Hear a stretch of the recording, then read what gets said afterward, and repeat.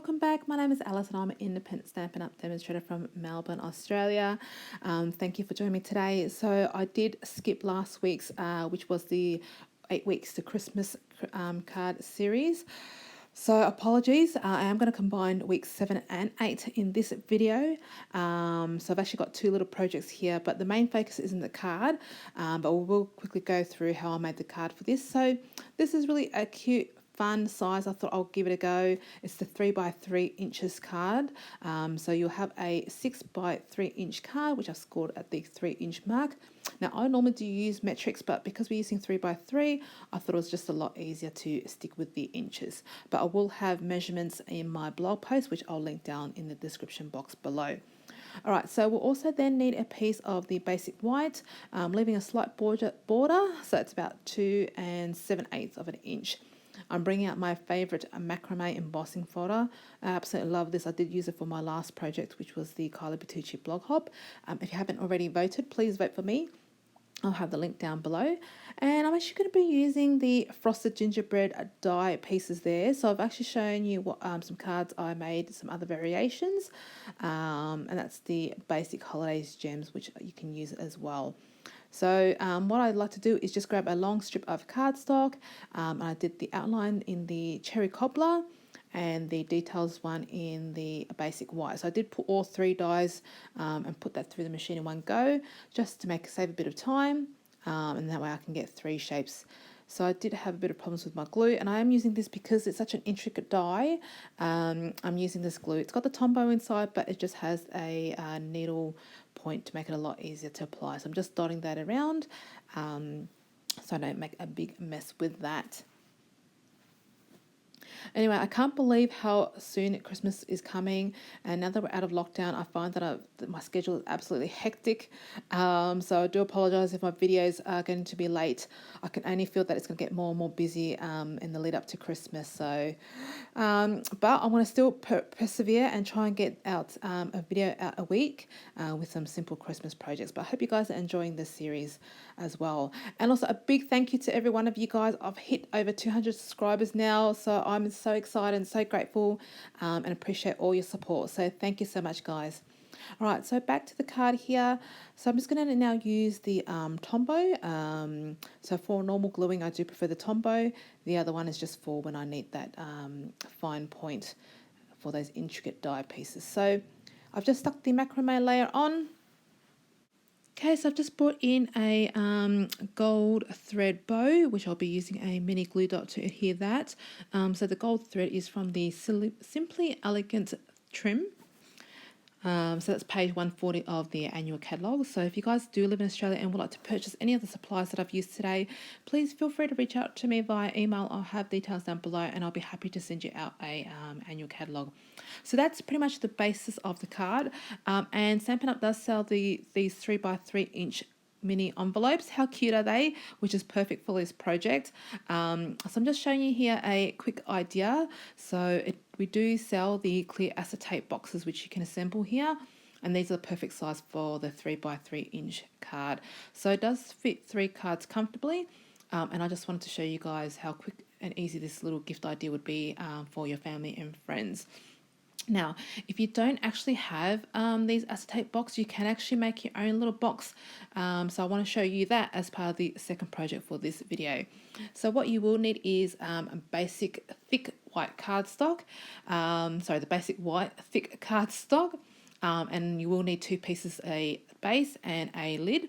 So I will have the description of the with the instructions of the measurements down below, but essentially you want the base to be able to fit the envelopes, so it will be a bit bigger than the 3 by 3. I think the envelopes are about 3 1/4 inch by 3 1/4 inch, and we do want to have about 1/2 inch on each side.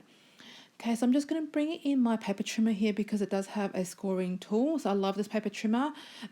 Has both metrics and inches in here, so we'll be using the inches side, and I'm going to zoom in a little bit. So I want to show you guys how I do this. So I will be scoring at the 1/2 inch mark. So I'm actually going to be using the 1/2 inch mark on the right hand side just there, and we're going to place the cardstock and score every single side at the 1/2 inch mark. Now, a quick tip here, because we'll be using a base and a lid, you do want one of the, well, either the lid or probably the lid. You do want to score that at just about 1/16 of an inch smaller than half an inch when you do that one, and the base can be at half an inch. And that way it will just fit in a little bit more snug, which I'll show you later on. My one's probably a little bit too snug, but you just want to go just that little bit hair for one of the pieces there. So now that you've scored each side, we're just going to bring in our snips and trim on each of the tabs. Actually, no, I won't. I'm going to actually show you guys how to score if you don't have a scoring attachment on your paper trimmer. So I'm just bringing in a scoring board that I had prior to purchasing my trimmer, and you can just use a little scoring tool. This is part of the take a pick tool, one of the ends there, and you'll just score each side at the half-inch mark as well. So that's an option if you've got a scoring board and you don't have the scoring attachment per your trimmer. Okay, so now I'm actually going to bring out my snips and cut out a little triangle piece. Now I'm sure there's a term for this. I can't remember what it's called, but you just want to trim each of the corners with that little triangle thingy, and it just makes it a lot easier when we fold that in. So I don't think it matters which little side you make this trimming on, as long as you just make it sort of like that little triangle. It does make it a lot easier, but I think it's just for consistency, it is easier to do the same side on all four corners there. All right, so I'm going to speed this a little bit up, but I do want to show you how to cut those in real time. Now, if you are planning on stamping one of these lids or the base, I do encourage you guys to remember which one you scored. So I did tell you before we were scoring that we will score one at the half-inch mark and one of the pieces at that little hair, probably 1/16 of an inch smaller than half an inch.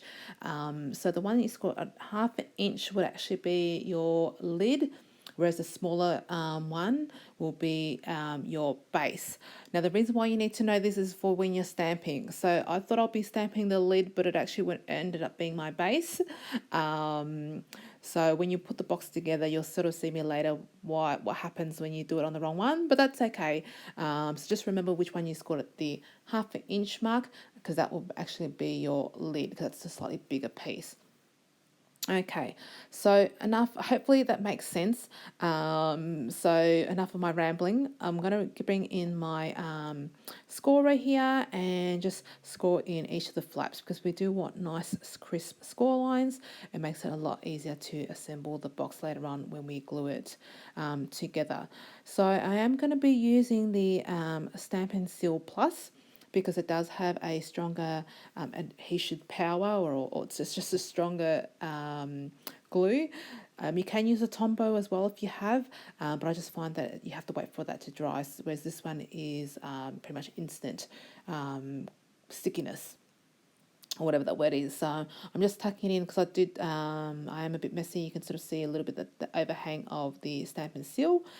So what you want to do is join the two pieces together.